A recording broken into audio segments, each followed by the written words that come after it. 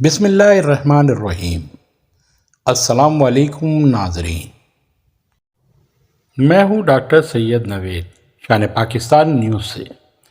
آج ہم جس موضوع پہ بات کرنے والے ہیں اس کا عنوان ہے سائیکل۔ کہنے کو تو یہ ایک چھوٹی سی تنقید ہے، مگر پورے پاکستان بھر کے لیے آنے وقت کے لیے لمحہ فکریہ ہے۔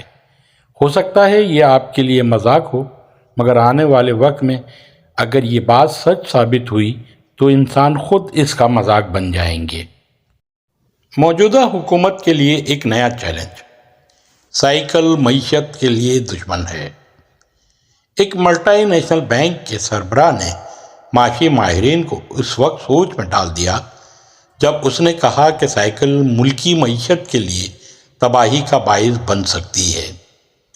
تمام ماہرین نے حیران ہو کر پوچھا، ایسا کیسے ہو سکتا ہے؟ ماہرین میں سے سی ای او نے کہا، اس لیے کہ سائیکل چلانے والا کار نہیں خریدتا، وہ کار خریدنے کے لیے کبھی کسی کا بینک سے بھی قرض نہیں لیتا، انشورنس نہیں کرواتا اور پیٹرول بھی نہیں خریدتا، اپنی گاڑی سروس اور مرمت کے لیے بھی نہیں بھیجتا، کار پارکنگ کی فیس بھی ادا نہیں کرتا، یہاں تک کہ وہ ٹول پلازاؤں پر ٹیکس بھی ادا نہیں کرتا۔ اس طرح ملکی خزانے میں کسی قسم کی بھی رقم کا اضافہ سائیکل کی وجہ سے نہیں ہوتا، نہ سائیکل چلانے والے کی وجہ سے۔ اس کے علاوہ سائیکل چلانے کی وجہ سے وہ صحت مند رہتا ہے، موٹا بھی نہیں ہوتا۔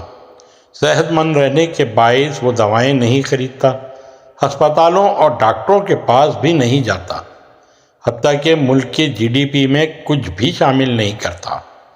اس کے برعکس ہر نیا فاسٹ فوڈ آؤٹ لیٹ اپنے ملازمین کے علاوہ کم از کم 30 طرح کے لوگوں کے لیے روزگار کا سبب بنتے ہیں، جن میں ڈاکٹر، امراض قلب کے ماہر معدہ و جگر، ماہر کان، گلا، دانت ساز، کینسر اسپیشلسٹ، حکیم اور میڈیکل اسٹور مالکان وغیرہ شامل ہیں۔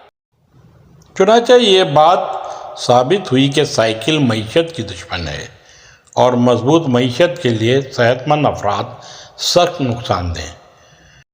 اب غور طلب بات یہ بھی ہے کہ سائیکل سے زیادہ پیدل چلنے والے معیشت کے لیے اور بھی زیادہ خطرناک ہیں، کیونکہ وہ سائیکل بھی نہیں خریدتے۔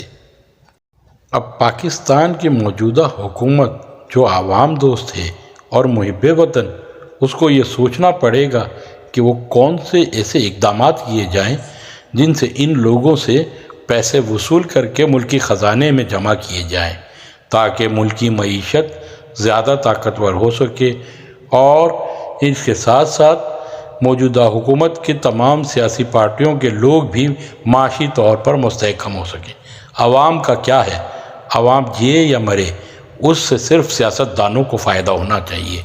ملک تو صرف دکان کی طور پہ چلا رہے ہیں، جس سے فائدہ حاصل کرنے کے لیے دکان اگر ٹوٹتی ہے تو ٹوٹتی رہے، مگر ان سیاسی جماعتوں اور ان کے لوگوں کا فائدہ زیادہ ضروری ہے۔